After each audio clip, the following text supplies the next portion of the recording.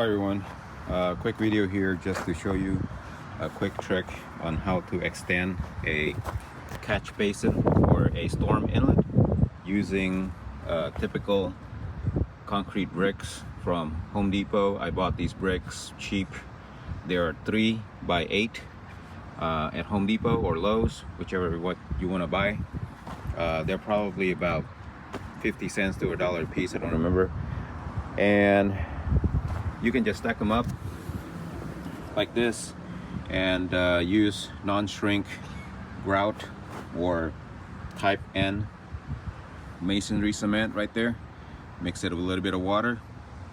The reason why we want to use non-shrink is that so it would last longer and have a better bond to the concrete.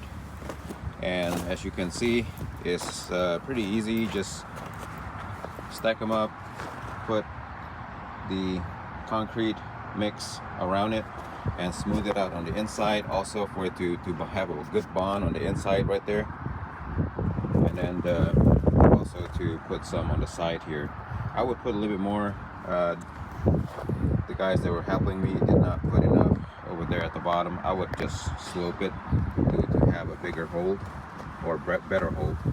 Yeah, but it's a lot simpler and cheaper than buying an extension. Sometimes an extension like this is a 42 by 42 inch, probably would cost you about at least $300-400 from a precast manufacturer, but this one cost me 1 2 3 4 5 bricks. 1 2 3 4 5, about 20 bricks, 24 at the most, plus cement, maybe about $40 total. Yeah, so it's a great deal, easy, you're under control, meaning you can do this yourself without going to the store.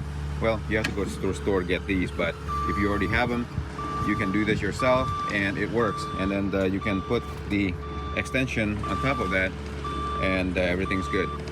Thank you for watching this video. I hope you like it and give it a thumbs up so other people can discover it and find it.